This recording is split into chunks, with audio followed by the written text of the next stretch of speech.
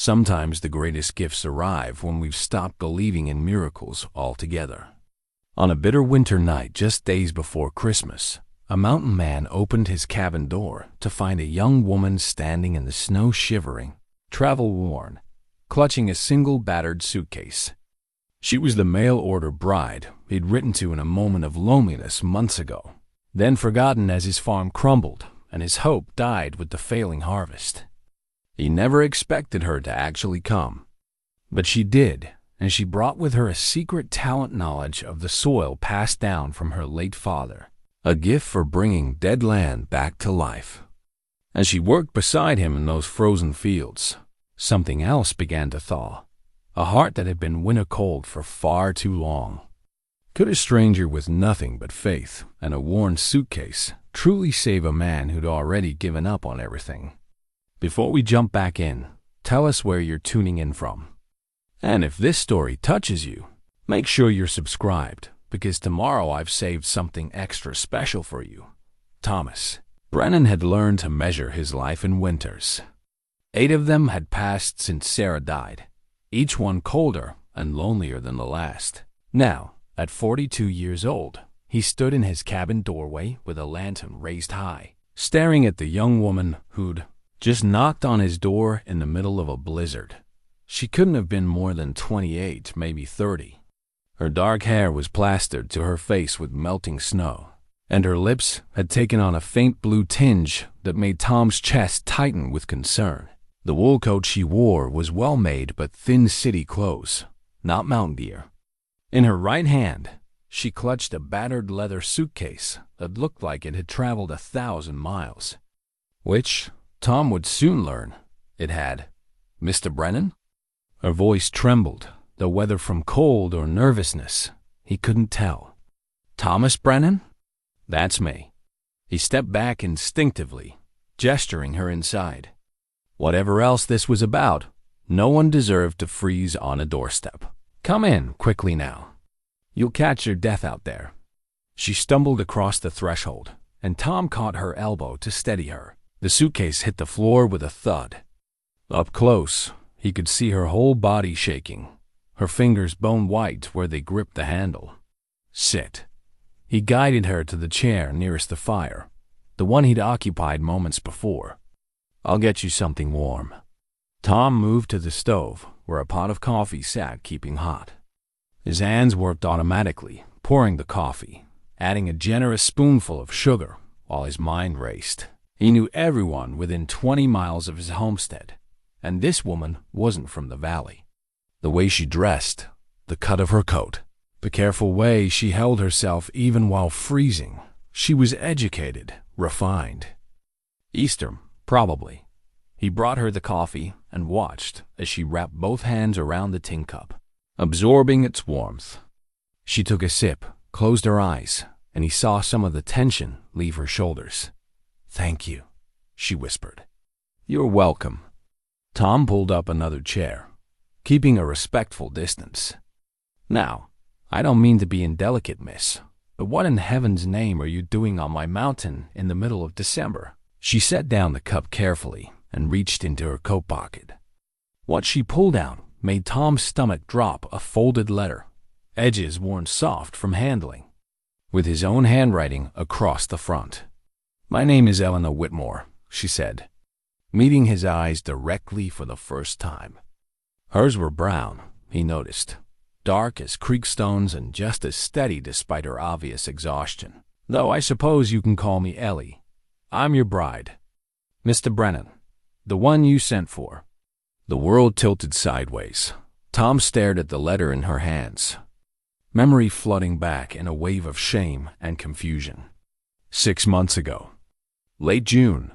During that stretch of sleepless nights when the loneliness had gotten so bad he'd caught himself talking to Sarah's empty chair at breakfast. When the silence of the cabin had felt like it might suffocate him. When he'd done something desperate and foolish, he'd written to a matrimonial agency in Philadelphia. He'd never expected a response. Half convinced himself he dreamed the whole thing. And then the apple blight had hit in July, spreading through his orchard like wildfire. By August, every tree was dead or dying. The fall harvest had been non-existent. He'd spent September and October trying to coax anything at all from soil that seemed to have given up just like he had. The letter, the agency, the wild idea of a mail-order bride had vanished from his mind entirely, buried under the weight of failing crops and mounting debts. "I wrote that in June," he said slowly. "I didn't think anyone would actually come." Something flickered across her face, hurt, perhaps, or disappointment, but she schooled her features quickly. "I wrote back in July, and again in August. When I didn't hear from you, I thought perhaps the letters went astray, or that you changed your mind but were too polite to say so."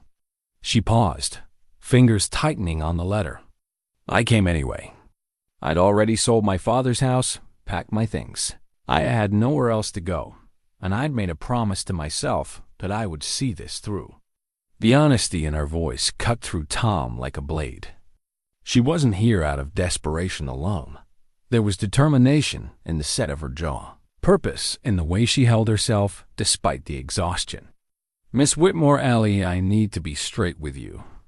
Tom leaned forward, elbows on his knees. "I should never have sent that letter.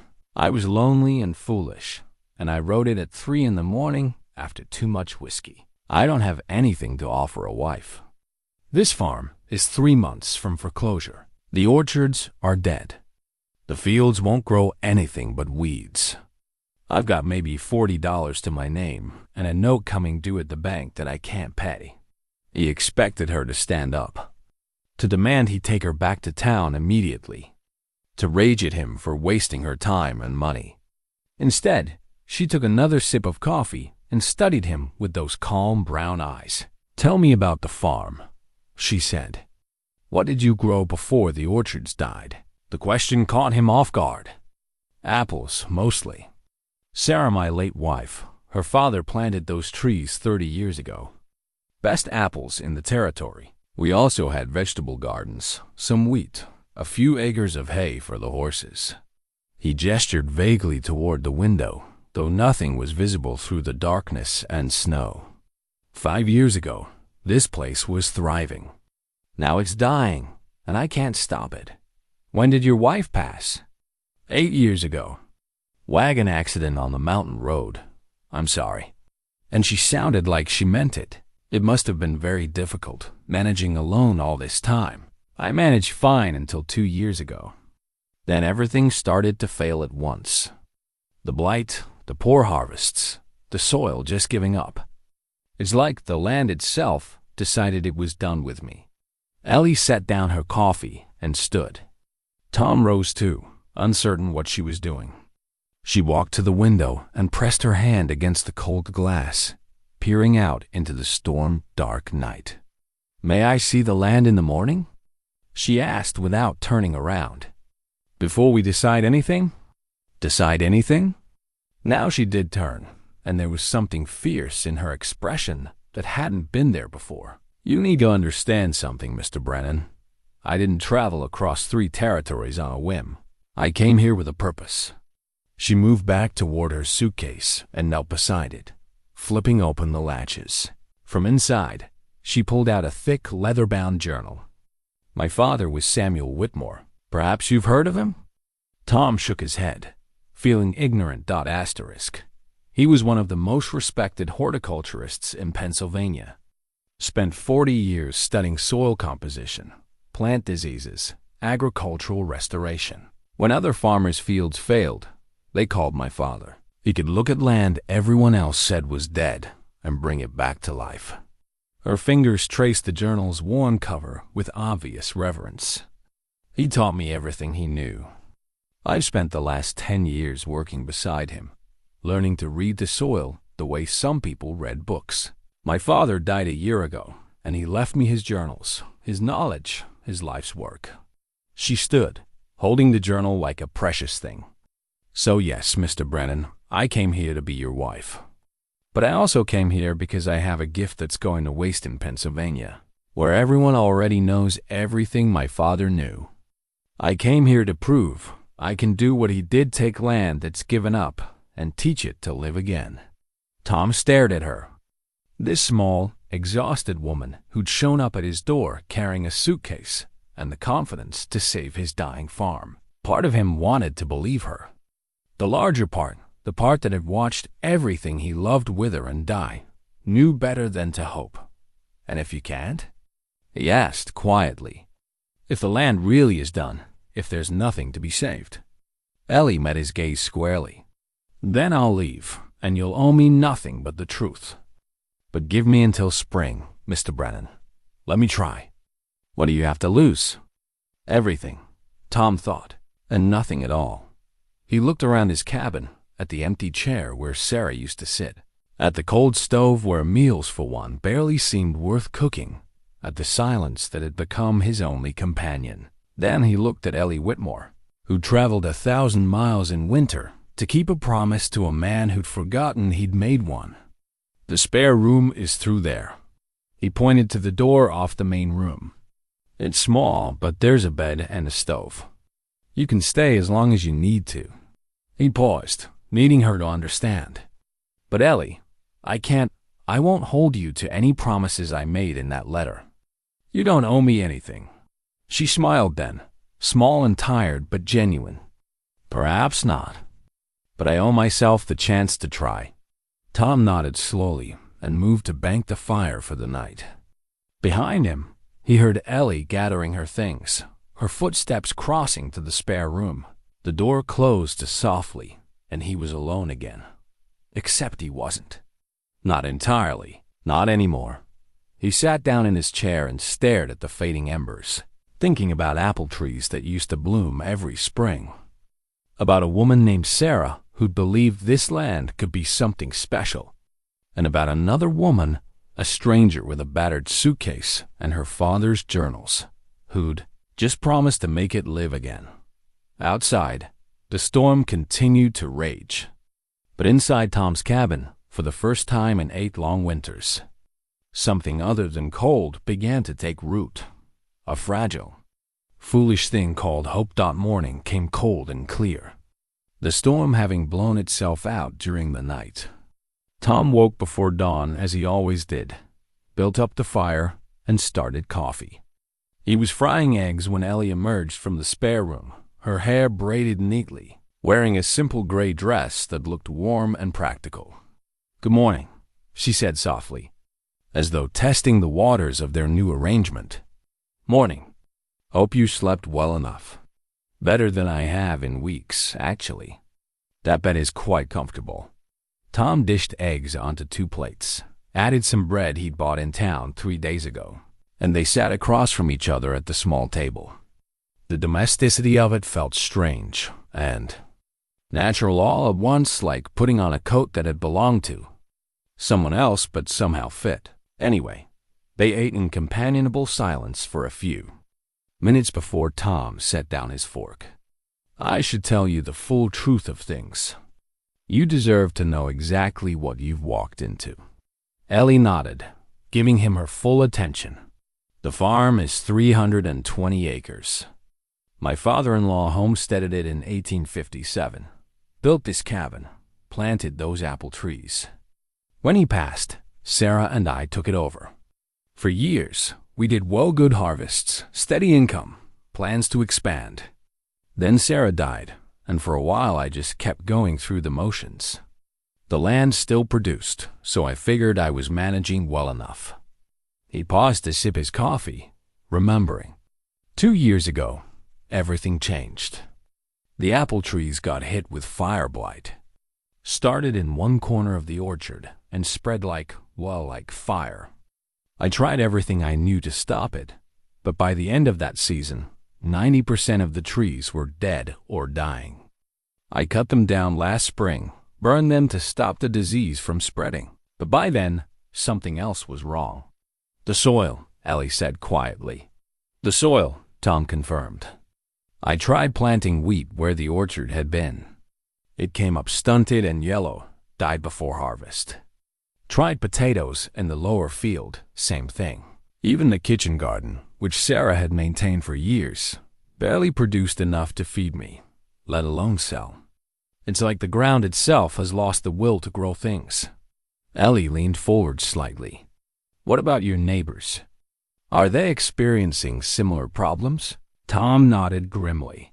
Every farm in the valley. John Hartley's place is right down the mountain. His corn crop failed completely last year. The Jorgensens lost their wheat. Chan family's vegetable operation is barely hanging on. Some folks think it's drought. Others say the soil's just worn out from too many years of farming. All I know is that the bank won't extend my credit anymore, and I've got a note coming due on March 1st that I can't pay. How much do you owe? $1,800. Ellie's eyes widened slightly. It was a substantial sum. And if you can't pay? Foreclosure. The bank takes the property, sells it at auction. Probably to Cornelius Dodge, who's been circling like a vulture for the past year. Who is Cornelius Dodge? Owns the largest bank in the county, plus half the businesses in town. Rich as Croesus and twice as mean. He's been buying up failed farms all over the Valley 5 properties so far. Offers pennies on the dollar, and desperate men take what they can get. Tom's jaw tightened. He made me an offer last month. $300 for everything. The land, the cabin, all of it. I told him I'd burn the place down before I sold it to him. Ellie was quiet for a moment, turning her coffee cup in her hands.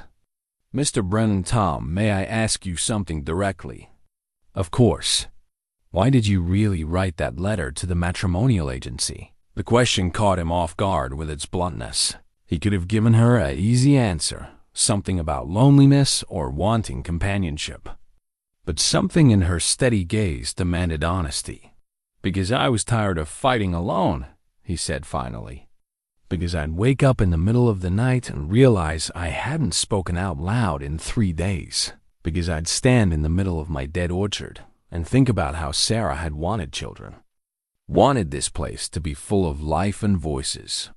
And I'd failed her in every possible way. He met Ellie's eyes. I wrote that letter because I was drowning, and I didn't know what else to do. She reached across the table and laid her hand over his simple gesture, but it sent warmth through him like lightning. You haven't failed anyone, Tom. You've survived loss and kept going. That takes more strength than most people ever need to find. She squeezed his hand gently, then withdrew. Now, may I see the land? They bundled up in coats and scarves, and Tom led her outside into the brilliant winter morning. The snow had stopped, leaving everything covered in a fresh white blanket that sparkled in the early light. The air was so cold it burned the lungs, but the sky was that particular shade of blue that only came after mountain storms. Tom walked her through what had once been the orchard. Rows of blackened stumps jutted from the snow, like broken teeth, all that remained of trees that had once produced the finest apples in Wyoming territory. Ellie moved slowly through the rows, occasionally kneeling to brush snow away from the ground, pressing her bare hand against the frozen earth. How many trees were here? She asked. 240. Took my father-in-law 15 years to establish them all. She nodded, making mental notes, then asked him to show her the fields. They walked the property for over an hour, Tom, pointing out what had been planted where. When things had failed, what he tried to fix the problems. Ellie listened intently, asking questions about water sources, drainage patterns, what had grown successfully in the past. Finally, at the far edge of the property, she knelt in the snow again and did something that mystified Tom. She pulled off her glove, dug down through the snow until she reached the soil beneath, and brought up a handful of frozen earth. She examined it closely, even smelling it, before letting it fall back to the ground. This soil is exhausted, she said, standing and brushing off her hands. But it's not dead. There's a difference.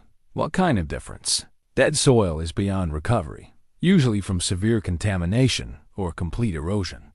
Exhausted soil has simply given all it has to give without getting anything back. It's like a person who's worked too hard for too long without rest or proper food.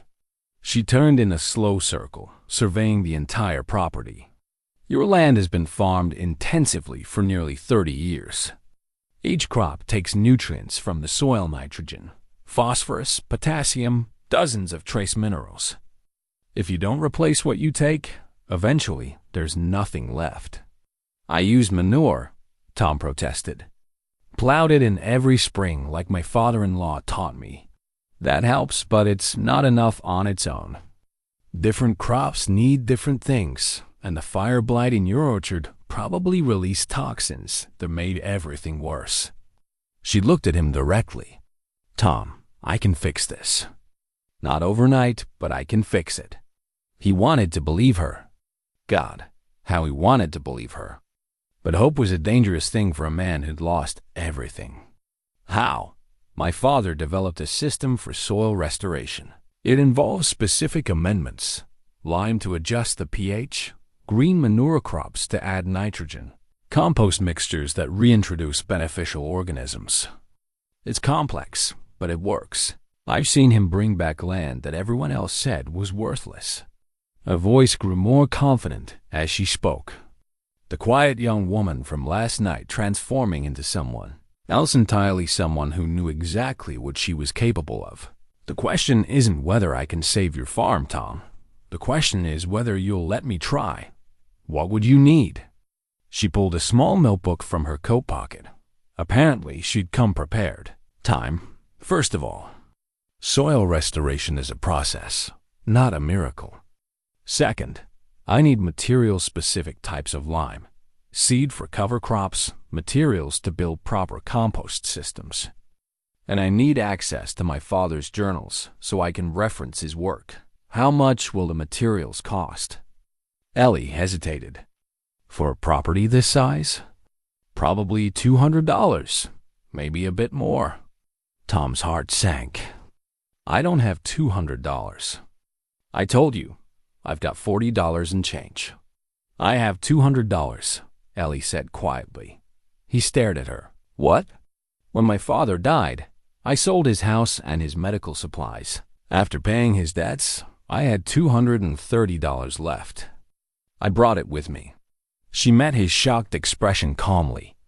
I told you, Tom, I didn't come here on a whim. I came with a purpose. This is my inheritance, and I want to invest it in something that matters, in land that can be healed, in a future that's worth building. Ellie, I can't let you. You can't stop me. She interrupted, and there was steel beneath the softness of her voice. This is my choice to make. My money, my knowledge, my decision. I'm offering you a partnership, Tom Brennan. Give me until spring to prove I can restore your soil. If I succeed, we discuss what comes next. Whether I stay, whether we make this arrangement real, all of it. If I fail, I'll leave, and you'll owe me nothing. She extended her hand. Do we have an agreement? Tom looked at her outstretched hand, then at the dead orchard behind her, then at the mountains rising in the distance. He thought about Sarah, who'd always believed this land was special. He thought about the 8 years he'd spent surviving instead of living. He thought about the letter he'd written in the dark hours of a summer night, casting a message into the void like a prayer he didn't really believe would be answered. And he thought about the woman standing before him, who'd traveled 1,000 miles in winter, carrying her father's wisdom and her own fierce determination, asking only for a chance to prove what she could do. He took her hand and shook it firmly. We have an agreement.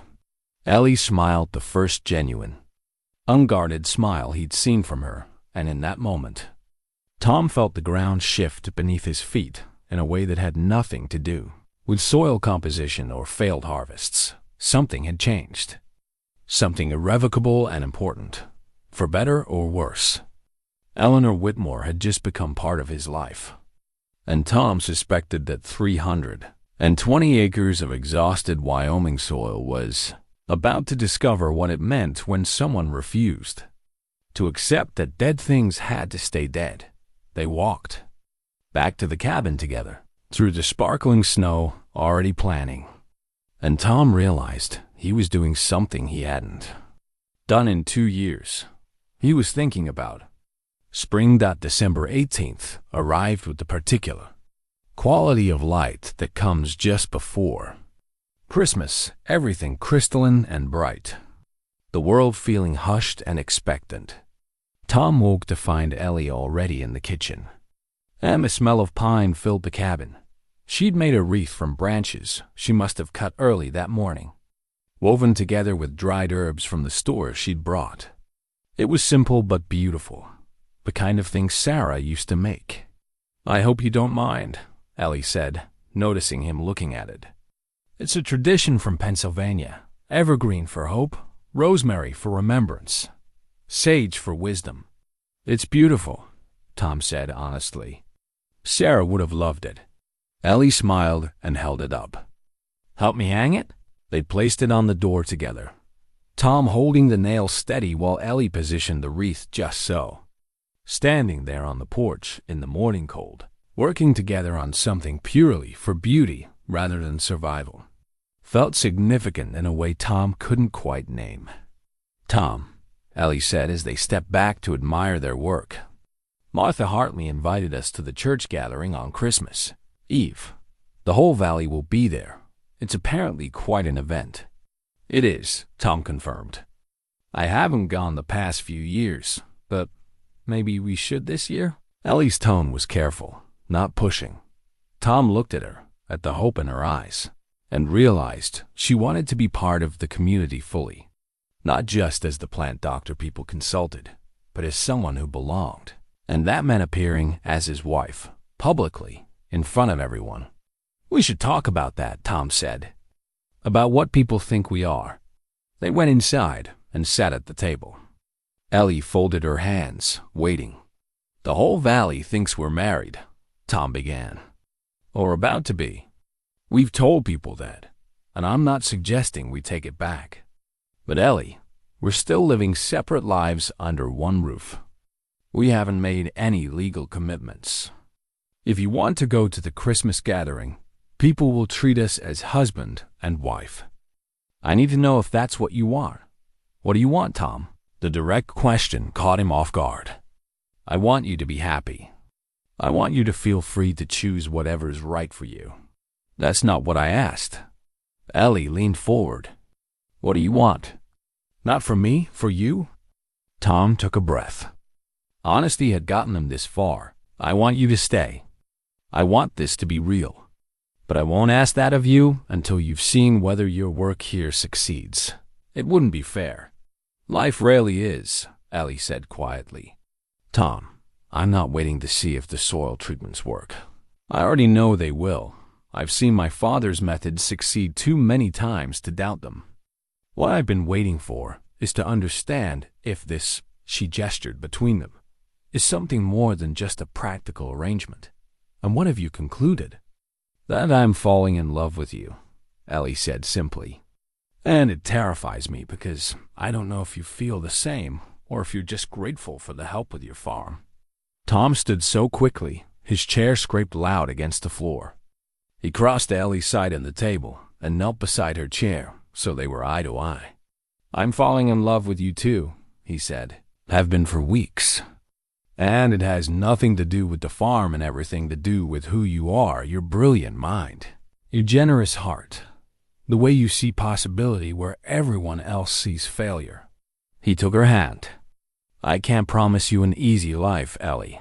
We're still fighting for this land, still facing uncertainty. But I can promise you honesty, partnership, and everything I have to give."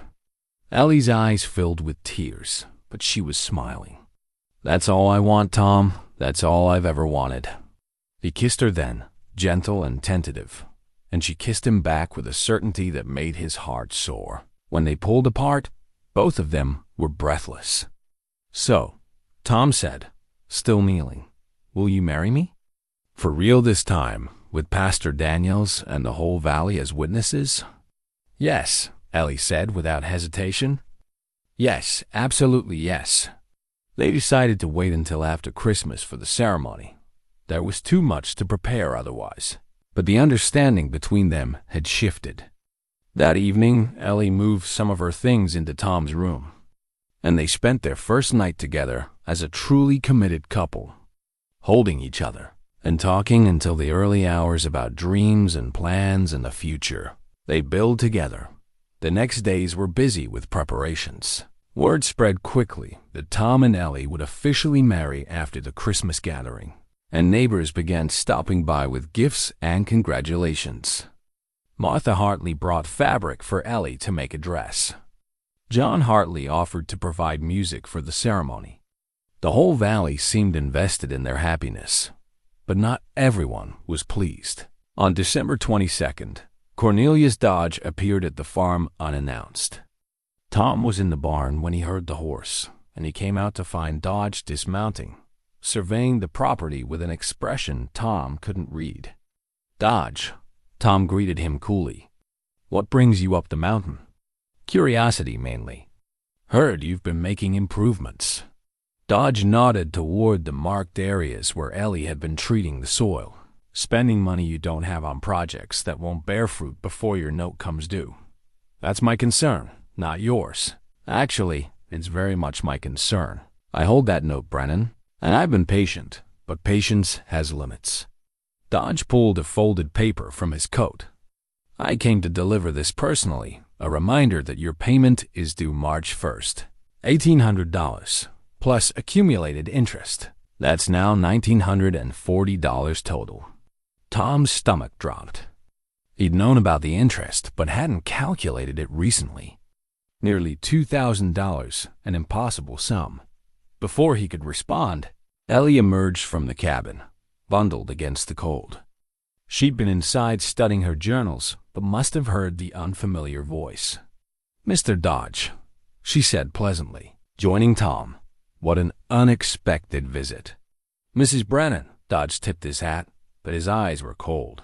"I was just explaining to your husband about the reality of his financial situation. We're quite aware of it. Thank you." "Are you?" Dodge turned his full attention to Ellie.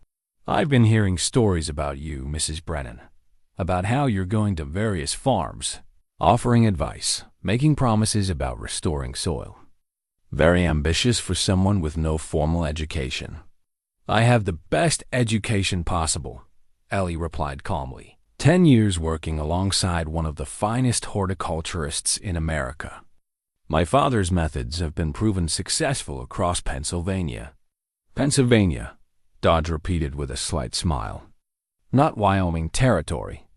Different soil, different climate, different conditions entirely. What works in the East often fails spectacularly in the West. Many people have learned that lesson the hard way." Tom felt his temper rising, but Ellie's hand found his arm, steadying. "I appreciate your concern, Mr. Dodge, but we're confident in our approach. The science of soil restoration is universal, only the specific applications vary." "Science," Dodge scoffed. "You're playing in the dirt and calling it science." Meanwhile, Tom here is investing his last dollars in what amounts to wishful thinking. He turned back to Tom. "I'm trying to help you, Brennan. Sell to me now, before March. I'll give you $500, enough to start fresh somewhere else. It's more than you'll get at auction." "The farm's not for sale," Tom said firmly. "It will be in March when you can't make payment." "You're a fool to think otherwise." "Perhaps," Ellie interjected. "But we're fools with a plan and the determination to see it through. Now, if you'll excuse us, we have work to do." Dodge's expression hardened. "You're making a mistake. Both of you." He mounted his horse. "I'll see you March 1st, Brennan. And when I do, remember, I tried to help you." He rode off, and Tom felt the weight of dread settle over him. Nearly $2,000. Even if Ellie's treatments worked, even if they had a miraculous spring harvest, there was no way to generate that kind of money in 2.5 months. "He's right," Tom said quietly. "We can't make that payment, Ellie. I'm going to lose this place." "No," Ellie said fiercely. "We're not giving up. There has to be a way." But as they stood there in the cold December afternoon, watching Dodge disappear down the mountain trail, Tom couldn't see it. For the first time since Ellie arrived, he felt the crushing weight of reality settling back over him. Maybe love and determination weren't enough. Maybe some battles couldn't be won. No matter how hard you fought, he looked at Ellie, saw the stubborn set of her jaw, and wondered if he just condemned her to share in his failure. Christmas Eve arrived despite Tom's worries. The Valley tradition was for everyone to gather at the small church in Pine Ridge for an evening service, followed by a community meal in the church hall. Tom and Ellie made the journey down the mountain in the afternoon. The wagon laden with food, Ellie had prepared her contribution to the shared meal.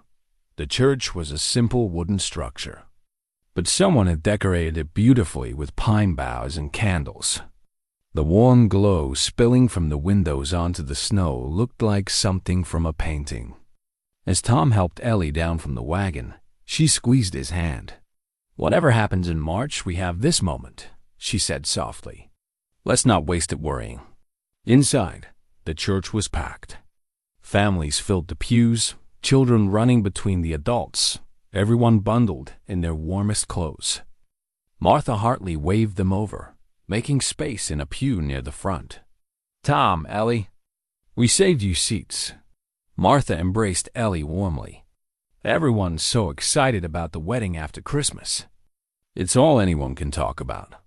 As they settled in, Tom noticed people watching them, some with warm smiles, others with curiosity, a few with what looked like pity.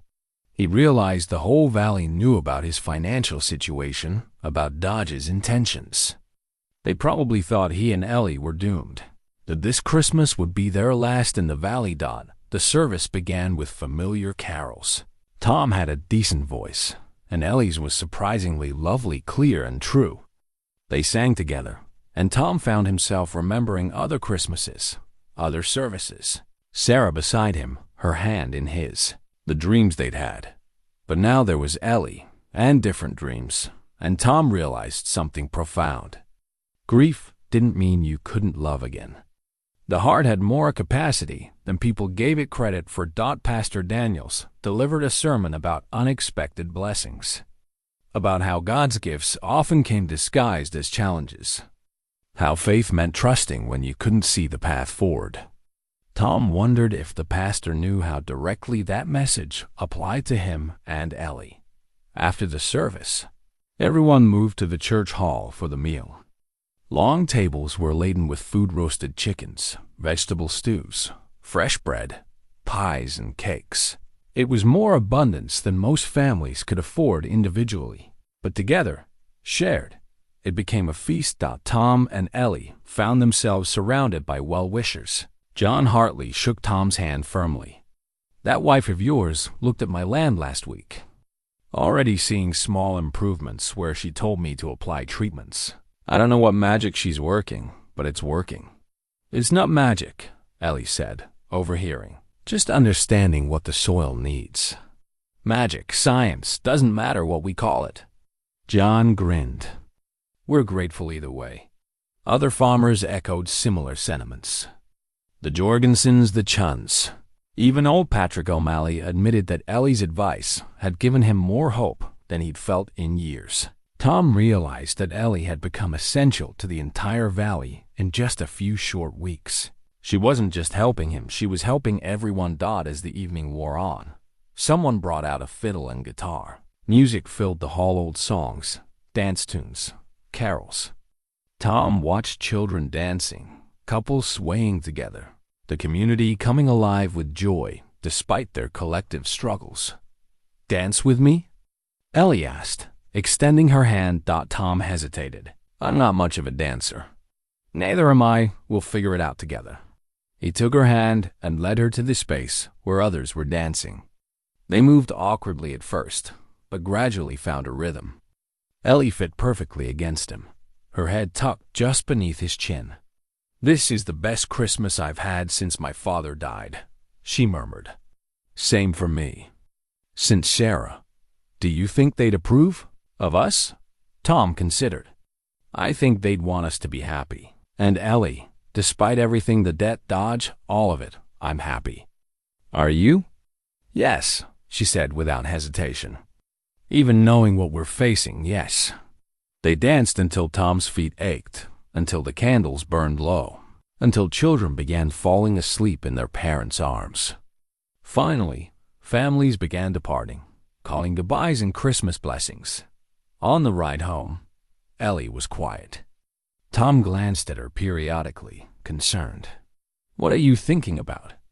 "The farms," Ellie said slowly. "Something's been bothering me, and tonight, talking to everyone, it crystallized." "What do you mean?" "Every single farm in this valley is failing in exactly the same way. Same timeline, same symptoms, same progression. That's extremely unusual, Tom. Soil exhaustion happens gradually over decades, not suddenly across multiple properties simultaneously. You think something else is causing it?" "I don't know, but I want to look more carefully at the patterns." She pulled out the small notebook she always carried. "The Hartley's problems started 18 months ago. The Jorgensens about the same time. Your orchard got the blight 2 years ago. But the soil issues started after that same timeline as everyone else." "What are you suggesting?" "I'm not sure yet, but natural agricultural failure doesn't happen this uniformly.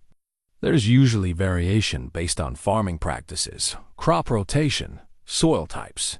This valley has different soil compositions, different water sources, different farming methods, yet everyone's experiencing identical problems." She looked at him. "I need to do more research. Compare my soil samples more carefully. Look at water sources. Check for patterns I might have missed. Ellie, even if you figure out what's causing it, we still can't pay Dodge by March. Maybe we can." She gripped his arm. "Tom, what if Dodge knows something about this land that we don't? What if there's a reason he wants all these properties so badly? What kind of reason? I don't know yet. But tomorrow, I want to look at the land surveys, any official documents about the property. And I want to take more water samples, check the mineral content more thoroughly." Tom didn't understand where she was going with this, but her intensity was infectious. "Whatever you need." They reached the cabin, and Tom helped Ellie down. They stood for a moment looking at the wreath on the door, the warm glow from inside. "Merry Christmas." "Ellie," Tom said softly. "Merry Christmas, Tom." They went inside together, neither of them knowing that Ellie's instincts were about to uncover a conspiracy that would change everything, not just for them, but for the entire valley. In the barn, hanging on the wall where Tom kept all his important papers, was a land survey that contained a single notation he'd never understood. Tomorrow, Ellie would read it, and nothing would ever be the same. Christmas morning dawned clear and cold. Tom woke to find Ellie already up, dressed, and bent over his land survey maps spread across the kitchen table. She'd lit extra lamps, and papers covered every of those surface maps, soil sample records, her father's journals. "Merry Christmas," Tom said, kissing the top of her head. "How long have you been up?" "A few hours. I couldn't sleep, kept thinking about the patterns." She looked up at him, eyes bright with discovery. "Tom, when you bought this property, did the deed include mineral rights?" "Yes. Sarah's father made sure of it when he homesteaded." "Why?" Ellie pulled out his land survey, pointing to a small notation in the corner. "Look at this. It says potential mineral deposit, undetermined. Did you know that was there?" Tom squinted at the faded writing. "I never paid much attention. We were farmers, not miners." "What does it matter?" "It might matter a great deal." Ellie spread out a larger map showing the entire valley. "I borrowed this from Pastor Daniels last night. It's a county map showing all the properties. Look at which farms are failing." She marked each one with a pencil. "Your property, the Hartleys, the Jorgensens, the Chuns, O'Malley's. They form a line, Tom, a very specific geographic line." Tom studied the map. She was right. The failing farms weren't scattered randomly, but followed a distinct pattern across the valley. "Now look at this."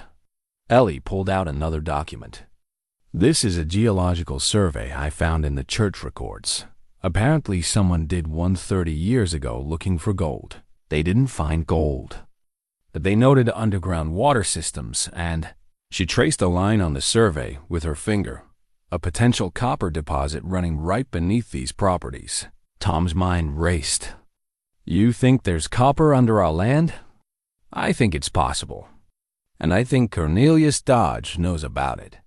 She pulled out her soil sample notes. I've been analyzing the chemical composition of the contamination. I originally thought it was just agricultural chemicals and disease. But Tom, I found copper sulfate compounds in concentrations that shouldn't occur naturally. I don't understand. Someone has been deliberately introducing copper sulfate into the water sources for these farms. It's toxic to plants, causes the exact symptoms we've been seeing: stunted growth, yellowing leaves, crop failure. It makes the soil appear exhausted when actually it's been poisoned. Tom sat down heavily. You're saying someone sabotaged our farms?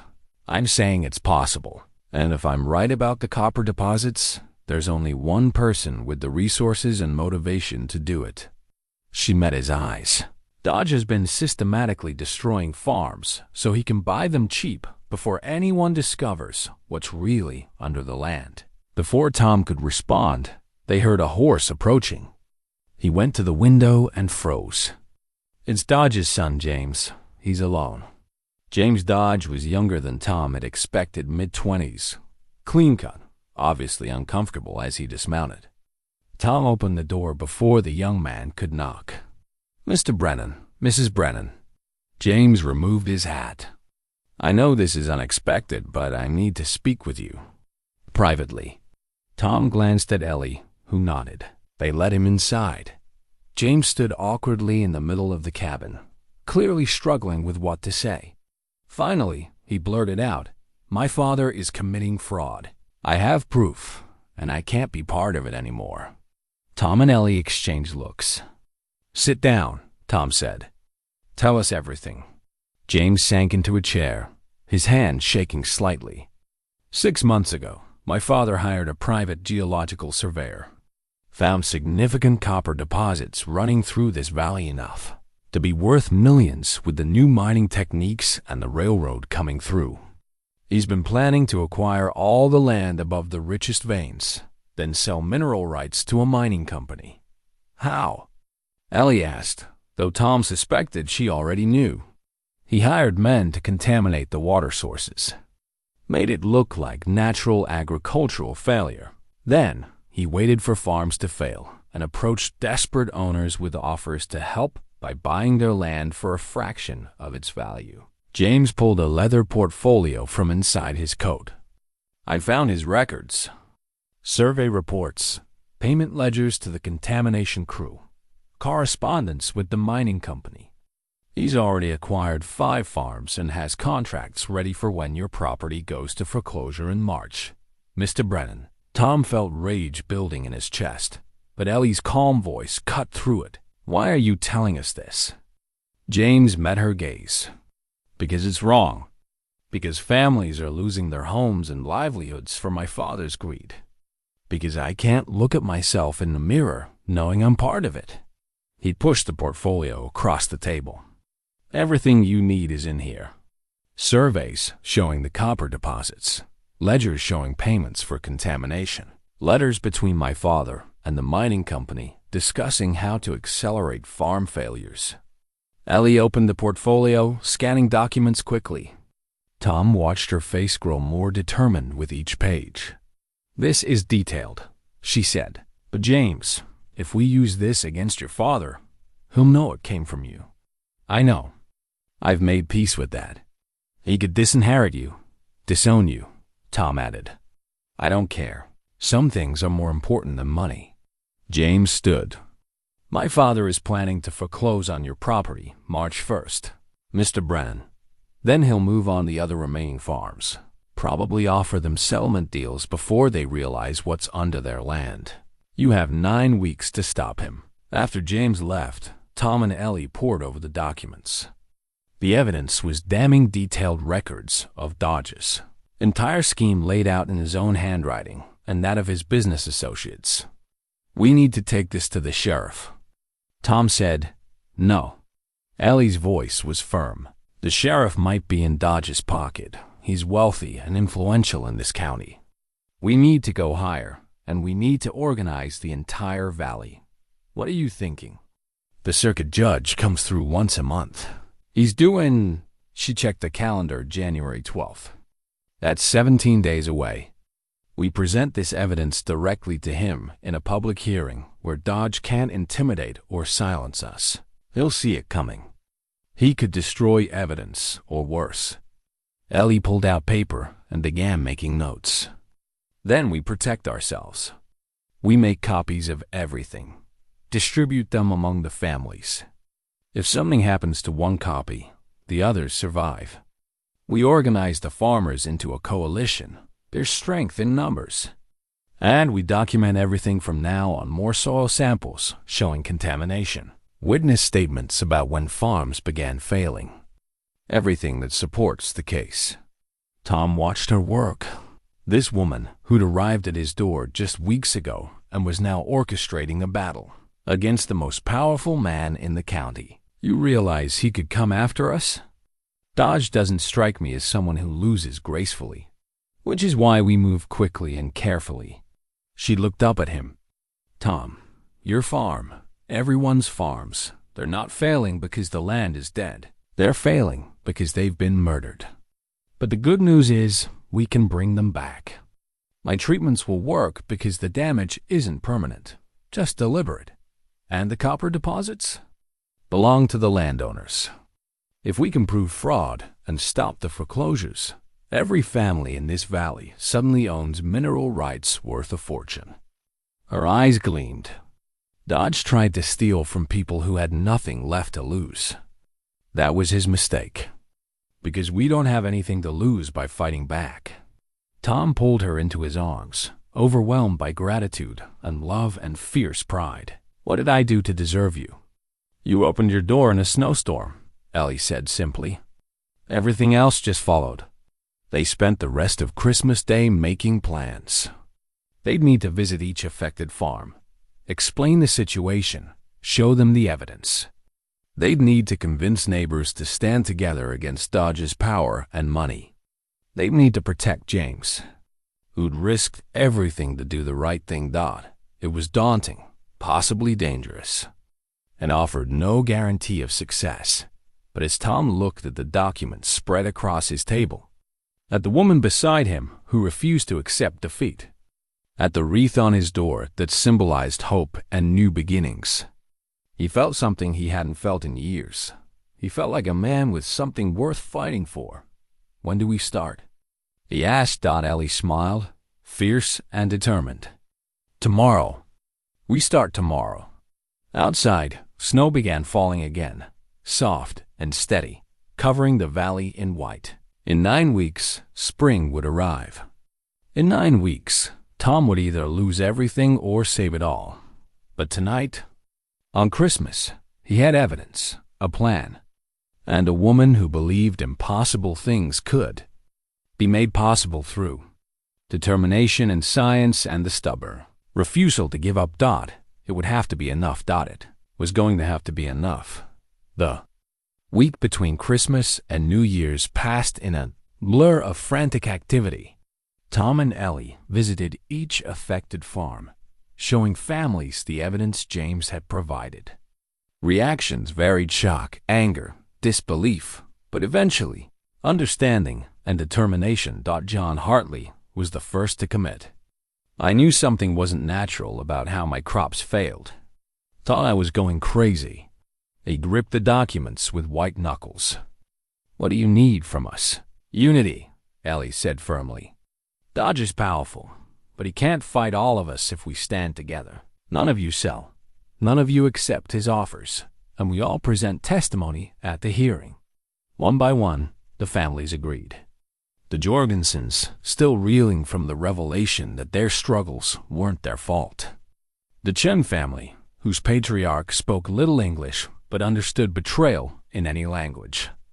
Patrick O'Malley, who'd lived in the valley longer than anyone and remembered when Dodge first arrived, full of smooth promises and hidden ambitions. By New Year's Day, They had a coalition of 8 families representing most of the valley's agricultural land. They met at Tom's cabin, the largest space available, to coordinate their strategy. Ellie stood at the head of the table, documents organized in neat stacks, her father's journals open for reference. Tom marveled at how naturally she commanded the room. This woman who'd arrived shy and uncertain had become their general. "The hearing is January 12th, she began. "Judge Morrison is known for being fair but demanding solid evidence. We can't just accuse Dodge, we need to prove deliberate fraud beyond any doubt.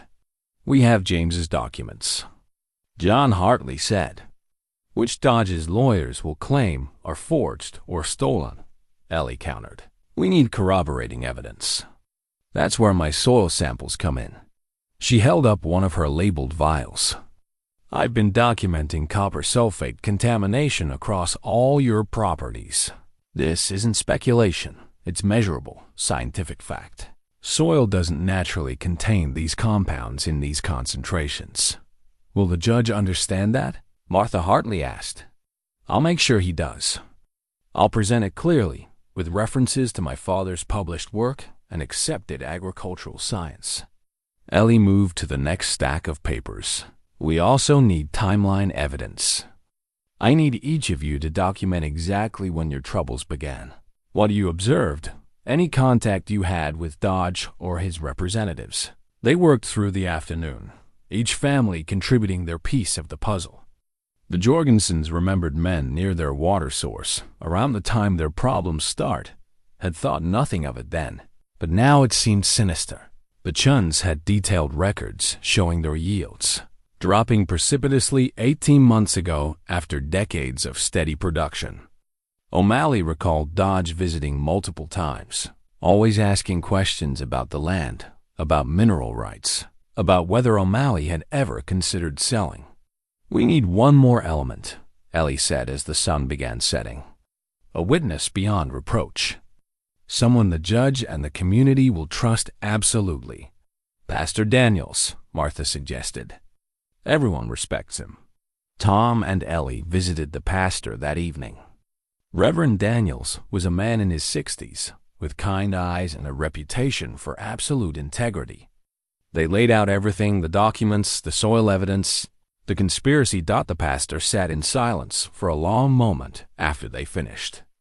Finally, he spoke. "I've watched this valley suffer for 2 years.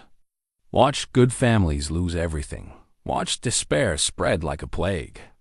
I prayed for understanding, for God to reveal what evil had befallen us." He looked at the documents again. "I never imagined it was deliberate, that someone would destroy their neighbors for profit." "Will you testify?" Ellie asked. "I will. And more, I'll ensure the entire valley knows about the hearing. This needs to be public, witnessed by everyone. Dodge won't dare act against us with the whole community watching." The next days were spent in preparation. Ellie rehearsed her testimony, practiced explaining complex soil chemistry in simple terms.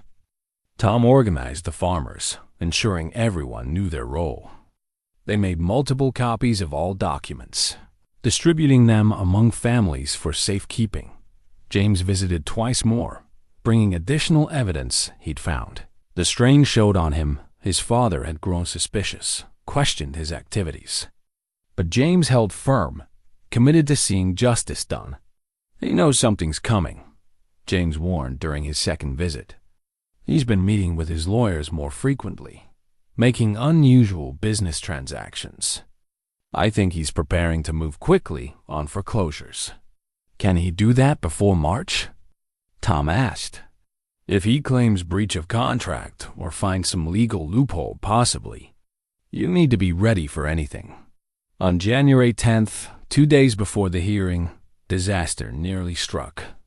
Tom and Ellie returned from town to find their barn door open, papers scattered across the floor. Someone had been searching through their things. "Did they take anything?" Ellie asked, her voice tight with fear. Tom checked frantically. "The original documents James gave us, they're gone." For a moment, they stood in stunned silence. Then Ellie began to laugh, a slightly hysterical sound that worried Tom until she explained. We still have copies.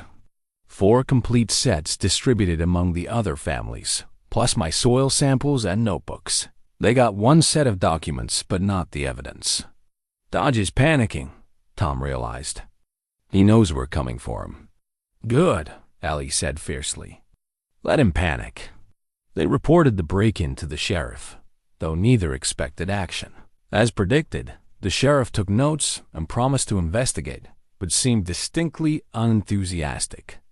Tom caught him exchanging glances with someone as they left the office, probably one of Dodge's associates.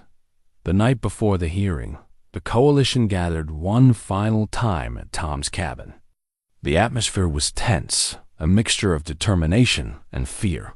These were families risking everything on the hope that justice would prevail over money and power. Pastor Daniels led them in prayer. Lord, we ask for courage to speak truth, wisdom to present it clearly, and justice to prevail over corruption. Protect these families who've already suffered so much. Let tomorrow be a day of vindication and healing. After the others left, Tom and Ellie sat alone by the fire. Neither could sleep despite their exhaustion. What if we fail? Tom asked quietly, what if Dodge's lawyers tear apart our case, or the judge is in his pocket? Or, then we fight another way. Ellie interrupted. We take it to the territorial governor, to newspapers, to anyone who'll listen. But Tom, we won't fail. The evidence is too strong, the science too clear. Dodge poisoned land and destroyed families for profit. That's not a crime that can be hidden or explained away. You sound very certain. I am certain. Not because I'm naive, but because I've seen truth win before. My father fought corporations trying to blame farmers for contamination the corporations caused. It took time, but truth eventually prevailed. She took his hand. Same will happen here. Tom pulled her close. I love you, Ellie Whitmore. Whatever happens tomorrow, I want you to know that. You've given me back my life, my hope, my ability to believe in good things again. I love you too, Ellie whispered. And we're going to win tomorrow. Then we're going to get married, restore this valley, and build the life we both deserve. They sat together until the fire burned low, holding each other, gathering strength for the battle ahead. Morning came too quickly. They dressed carefully, Tom in his best suit, kept for funerals and weddings. Ellie in a simple but elegant dress Martha had helped her sew. They looked respectable, trustworthy, like people who told the truth. The other families arrived in a caravan, wagons following one another down the mountain toward Pine Ridge. As they descended, they picked up more supporters, farmers from other parts of the valley who'd heard about the hearing. Townspeople curious about the confrontation. Even some of Dodge's business associates who'd grown uncomfortable with his methods. By the time they reached the courthouse, a crowd had gathered. The building couldn't hold everyone, so people stood outside in the January cold, waiting to hear what would unfold. Tom helped Ellie down from the wagon, and she clutched her leather-bound ledger, the one containing all her documentation, her father's wisdom, the scientific proof of Dodge's crimes. Ready? He asked. Ready, she confirmed. They walked toward the courthouse together, the coalition families behind them, the entire valley watching. Inside, they could see Dodge already seated with his lawyers, looking confident and composed. But Tom noticed something. Dodge's eyes kept darting to the crowd, to the families united against him, to James sitting conspicuously with the coalition rather than his father. For the first time since Tom had known him, Cornelius Dodge looked uncertain. He knows he's lost, Ellie murmured. Let's make sure the judge knows it too, Tom replied. They entered the courthouse, and the most important battle of Tom's life was about to begin. A battle fought not with guns or violence, but with truth, evidence, and the determination of people who refused to let corruption win. Judge Morrison entered, called the hearing to order, and Tom squeezed Ellie's hand one final time. This was it. This was everything. James pulled documents from the portfolio he carried. His hand shook slightly, but his voice was steady. 6 months ago, my father hired a private geological surveyor. The results showed significant copper deposits running beneath properties in this valley worth millions, with the railroad coming through and new mining techniques. How do you know this? Judge Morrison asked. I work in my father's office. I handle his correspondence, file his documents. These are copies of the survey results. James handed them to the bailiff, who passed them to the judge. As you can see, they're dated July of last year and clearly mark the specific properties with the richest mineral deposits. Judge Morrison examined the documents carefully. These are professional survey results. Mr. Dodge, are these authentic? Dodge's lawyer started to object, but Dodge himself stood, his composure cracking. Those are stolen property, but are they authentic? The judge repeated firmly. The surveys exist, yes, but that doesn't prove. It proves you knew about mineral deposits before approaching these families, the judge said coldly. Continue, Mr. James Dodge. James pulled out more documents. After receiving the survey results, my father developed a plan to acquire the properties cheaply. This ledger shows payments to 3 men: Carl Morris, Jake Henderson, and Tom Sutter for what my father labeled as agricultural consulting. But I found these men's actual invoices. He produced more papers. They weren't agricultural consultants. They were hired to introduce copper sulfate compounds into water sources, feeding specific properties, the same properties marked on the geological survey. The courtroom erupted. Farmers shouted in rage.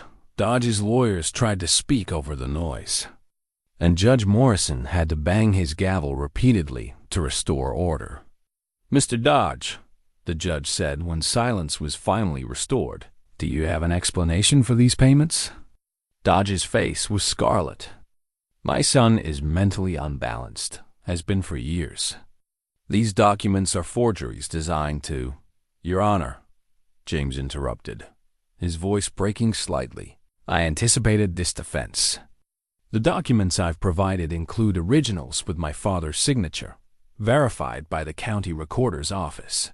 I also have correspondence between my father and the Consolidated Mining Company discussing terms for selling mineral rights once he acquired the properties. He produced a thick stack of letters. In these, my father explicitly discusses accelerating the acquisition timeline and ensuring property owners remain unaware of true land value. This is premeditated fraud. Your Honor, systematic and deliberate. Dodge lunged toward his son, but the bailiff intervened, physically restraining him. You ungrateful, I gave you everything. You gave me everything bought with other people suffering.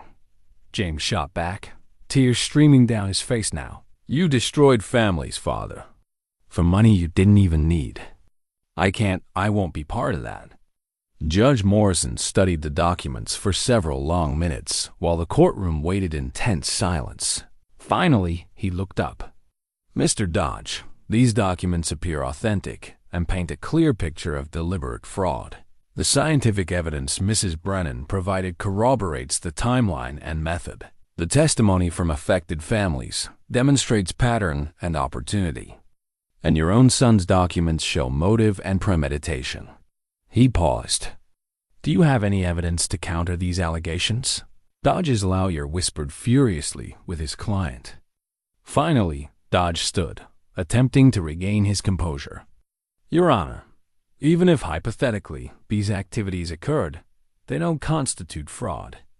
The property owners were free to refuse my offers. If they sold failing land at market rates, that's simply business. They weren't failing naturally. You caused the failure, Ellie interjected. That's not business. That's criminal conspiracy.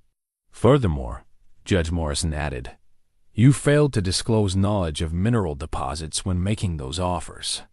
That's fraudulent concealment under territorial law. He straightened in his chair. I'm issuing immediate injunctions against all property foreclosures related to these farms. All properties Mr. Dodge acquired in the past 2 years are to be investigated for similar fraud. Criminal charges will be filed for conspiracy, fraud, and destruction of property." The coalition families erupted in cheers. Dodge stood frozen, the reality of his situation finally settling in. Additionally, the judge continued, "Mineral rights revert to the original property owners pending full investigation. Mr. Dodge, you are not to leave the county, and all your business assets are frozen pending resolution of criminal proceedings." Judge Morrison turned to the coalition. "Mrs. Brennan, your scientific documentation was exemplary. These families are fortunate to have someone with your expertise and integrity. Tom Brennan, your foreclosure is canceled." The same applies to all families who testified today. Tom felt his knees weaken with relief. Ellie grabbed his hand, squeezing tightly. "This hearing is adjourned. Sheriff, please escort Mr. Dodge into custody." As Dodge was led away, still protesting, James remained at the witness stand, visibly shaking. Martha Hartley was the first to reach him, pulling the young man into a motherly embrace. "You did the right thing, son. The brave thing." Others surrounded James, offering support and gratitude. He'd sacrificed his inheritance, his family relationship, everything for justice. Tom and Ellie made their way outside, where the crowd had grown even larger. The news spread quickly, and cheers echoed through the valley. Neighbors embraced, some weeping with relief, others celebrating. Pastor Daniels found them in the crowd. "The Lord works in mysterious ways. He sent you here, Mrs. Brennan, exactly when this valley needed you most."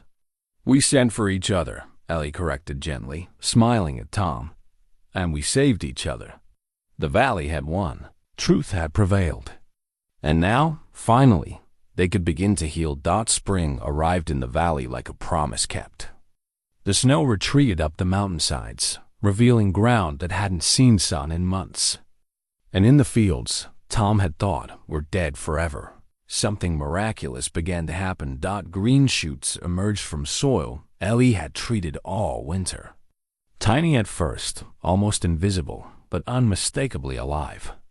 Tom knelt beside the first sprout he found in the old orchard area, touching it with reverent fingers.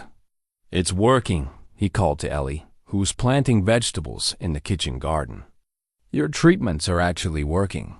She came to stand beside him, dirt on her hands and joy on her face. "Of course they're working. I told you they would. I believed you," Tom said, pulling her down beside him. But believing and seeing are different things. All across the valley, the same scene was repeating. Farmers who despaired for 2 years now watched their land come back to life. The contamination was fading, neutralized by Ellie's careful amendments. It would take years for full recovery, but the direction was clear toward healing, toward abundance, toward hope. The legal aftermath of the hearing had been swift. Dodge was convicted of fraud and conspiracy, sentenced to 10 years in territorial prison. His assets were liquidated to provide restitution to affected families. More importantly, the mineral rights he'd tried to steal remained with the rightful owners. The valley farmers had formed a cooperative, pooling their mineral rights to negotiate as a unified group with mining companies. The contracts they secured were fair, generous, even providing ongoing revenue while protecting their agricultural operations. Each family would receive enough to not only survive, but thrive. Tom's share alone would pay off all debts, fund farm improvements, and provide security for years to come. But the money, while important, wasn't what mattered most. What mattered was justice, community, and the knowledge that working together, ordinary people could stand against corruption and win. James Dodge had stayed in the valley. His father's conviction had indeed resulted in disinheritance, but James had found something more valuable: acceptance from a community he'd helped save. He worked at the general store now, earning honest wages, and had been courting the Jorgensens' eldest daughter. Tom had hired him occasionally for farm work, and the young man had proven himself reliable and hardworking. "He's a good man who made a hard choice," Ellie had said when Tom mentioned hiring James. "He deserves a chance to build something good from the ashes of his father's corruption." Now, on a warm April morning, Tom stood in front of the small church in Pine Ridge wearing his best suit, newly purchased with money that was honestly earned and legally his. The church was packed again, but this time for a celebration rather than a crisis. Pastor Daniel stood at the altar, beaming. "We are gathered today to witness the marriage of Thomas Brennan and Eleanor Whitmore, who in the eyes of this community have already proven themselves devoted partners in all ways that matter." Ellie walked down the aisle and addressed Martha Hartley had helped her sew simple but beautiful, the color of cream with lace at the collar. She carried wildflowers Tom had picked that morning, and her smile was radiant. When she reached him, Tom took her hands and marveled again at how this woman, this brilliant, stubborn, impossibly brave woman had walked into his life on a winter night and changed absolutely everything. "I wrote a letter once," Tom said during the vows, speaking from his heart rather than tradition.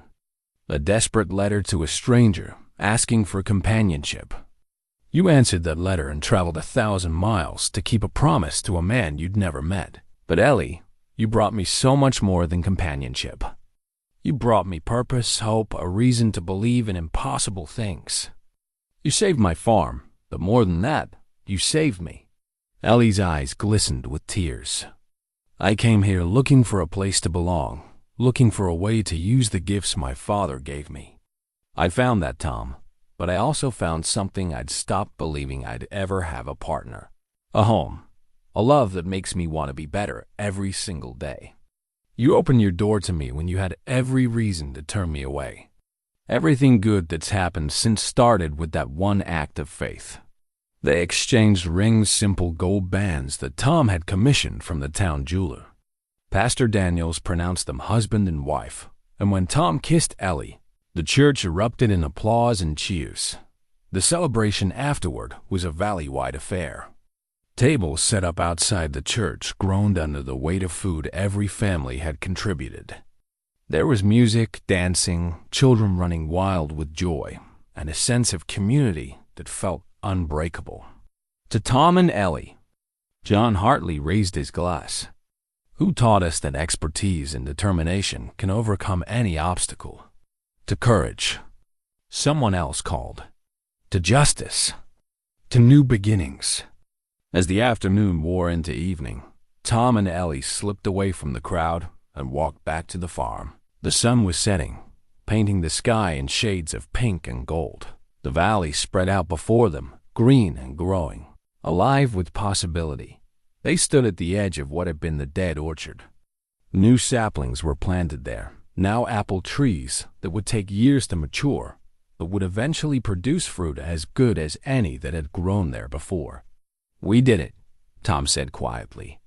"We actually did it." "We did," Ellie agreed. "But Tom, this is just the beginning. We've restored the land, but now we get to build something new. A real farm, a real life, maybe eventually." She paused, a slight blush coloring her cheeks. "A family?" Tom finished, pulling her close. "If we're blessed with one." Tom looked at the cabin, where smoke rose from the chimney. Their home now, legally and truly. He looked at the fields that were healing, at the mountains standing eternal guard over the valley, at the woman in his arms who'd proven that miracles were real if you were brave enough to work for them. "I love you, Mrs. Brennan," he said. "I love you, Mr. Brennan," she replied. And as the first stars appeared in the darkening sky, Tom Brennan understood something profound. Sometimes the greatest gifts do arrive when we've stopped believing in miracles altogether. Sometimes a stranger with a battered suitcase carries everything you didn't know you needed.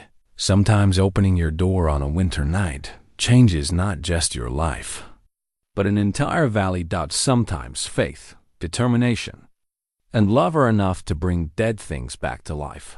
And sometimes, just sometimes, The best part of any story is knowing that it's only the beginning.